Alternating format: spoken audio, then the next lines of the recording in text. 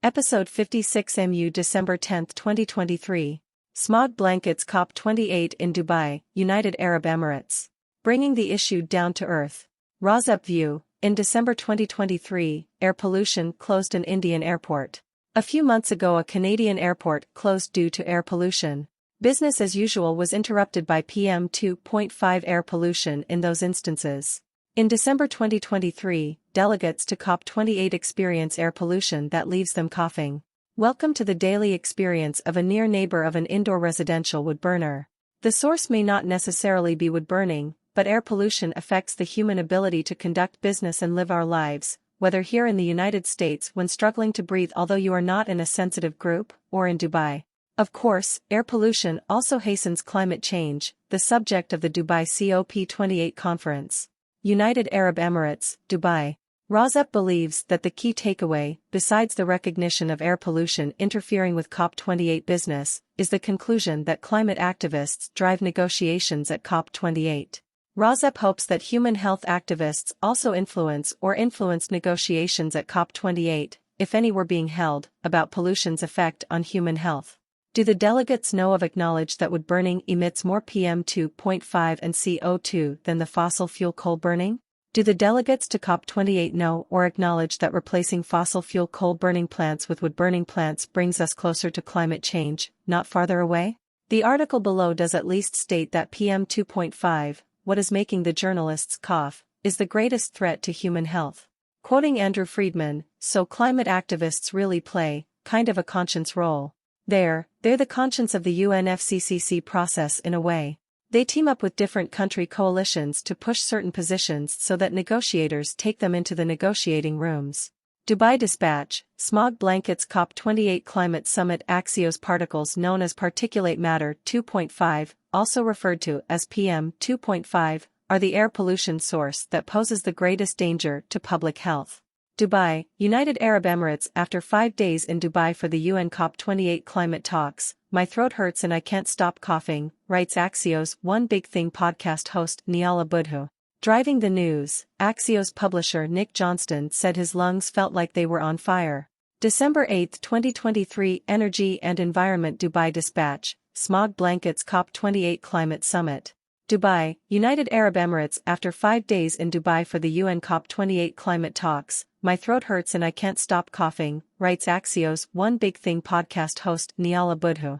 Excerpts edited by RAWSEP for brevity and clarity and relationship to residents against wood smoke emission particulates, a 501c3 nonprofit organization. Driving the news, Axios publisher Nick Johnston said his lungs felt like they were on fire. Other colleagues felt similarly, complaining of lungs hurting or heartburn. At first, we thought it was jet lag or allergies, then we realized it was likely from the air pollution here. What they're saying, the United Arab Emirates official line is that the pollution is caused by sandstorms from the desert. But former Vice President Al Gore, who spoke to Axios in Dubai earlier this week, had a different take. Have you been breathing the air here today? It was 12x higher than the WHO minimum standards for healthy air. 3 days ago, was 14x. Yesterday was 11x. The big picture, Human Rights Watch in a report released on Monday attributes air pollution to the country's vast fossil fuel production that spew toxic pollutants into the air. Methane flares. Parts of Dubai, we can see them from our kitchen window in the Marina district. HRW also pointed out that those in the UAE wanting to report on or speak out about the risks of fossil fuel expansion and its links to air pollution face risks of unlawful surveillance, arrest, detention, and ill treatment. Our thought bubble via senior climate reporter ANDREW FREEDMAN, it's not just fossil fuel production sources. Particles known as particulate matter 2.5, also referred to as PM2.5, are the air pollution source that poses the greatest danger to public health. They are also emitted by industrial facilities, cars and trucks. There's a lot of traffic here, and other sources, which RAWSEP speculates could include indoor residential wood burning or outdoor wood burning. Follow Andrew on X and Niala on Instagram for more of our COP28 coverage from Dubai. Also, check the latest episode on our new podcast, One Big Thing, which has a special focus on climate. Getting rich countries to pay up for climate change. December 7, 2023. Excerpts edited by RAWSEP for brevity and clarity and relationship to residents against wood smoke emission particulates, a 501c3 nonprofit organization.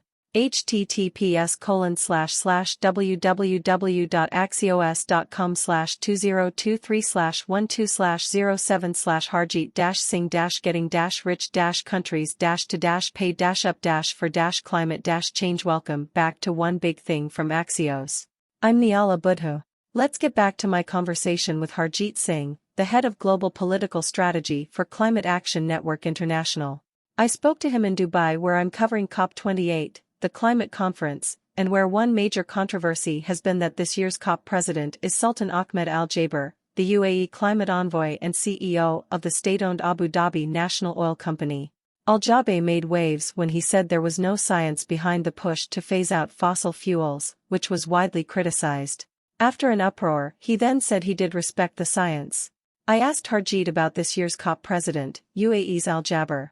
Harjeet, having a COP president who continues to remain in the post of CEO of an oil company is just not acceptable. And that's why we challenge that. If we have real leaders who step up and lead by example, and they have the obligation to lead, but they're not leading. Niala, do you feel like the spirit of the conversation has changed? Harjeet, I would say it's beginning to change.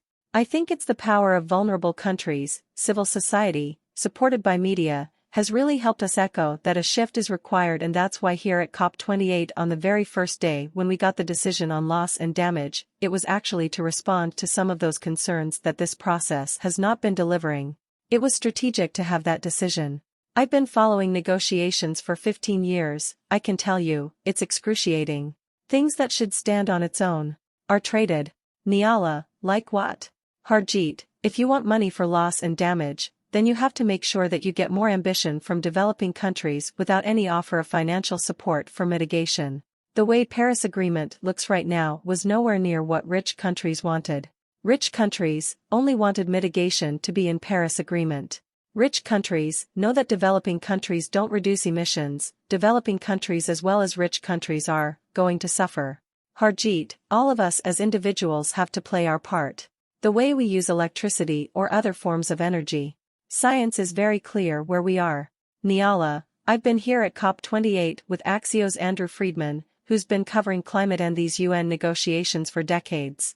I asked him for his take on what role climate activists play in these talks. ANDREW FREEDMAN, so climate activists really play, kind of a conscience role. They're the conscience of the UNFCCC process in a way. They team up with different country coalitions to push certain positions so that negotiators take them into the negotiating rooms. And really stick to those actual positions when the going gets tough. They often get quite a bit of media attention for doing actions in the sight of where the negotiations are, doing different protests. They are what brings this issue down to earth, because a lot of the negotiators can get caught up in a technical language.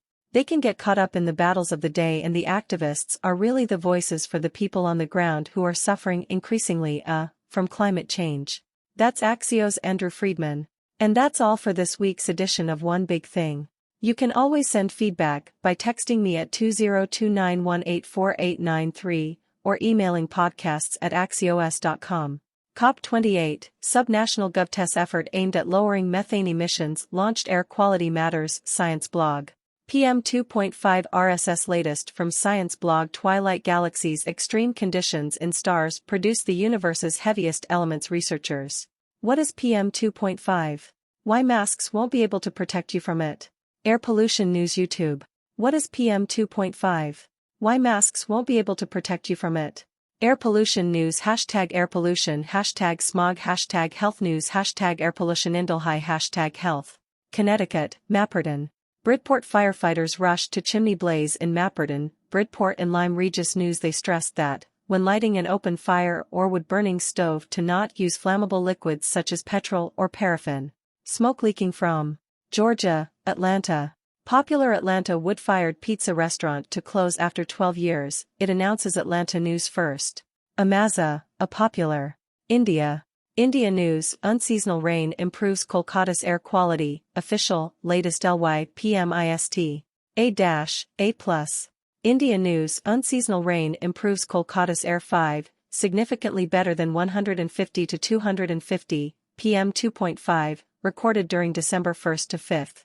Delhi's air quality remains in very poor category. News Yadav elaborated on the identification of 131 cities, the implementation of schemes to address toxic emissions, particularly PM2.5 and PM10, and the Delhi air remains in very poor zone for third consecutive day. The statesman primary pollutants in the national capital's air on Thursday were the PM2.5 microparticles, the CPCB said. World Bank launches comprehensive program to combat India's escalating air pollution crisis. India today. NE particulate matter, PM2.5 pollution. Particulate matter, PM2.5 pollution. World Bank launches comprehensive program to combat air pollution crisis in India. The Times of India. Particulate matter, PM2.5 pollution. According to the World Bank, the endeavor includes the introduction of airshed management tools. The World Bank's mantra for air pollution control in South Asia, Health Policy Watch PM2.5, by as much as 55% in the past. In the best-case scenario, the cost per 1 microgram per cubic meter reduction in average PM2.5 levels would be $278 million.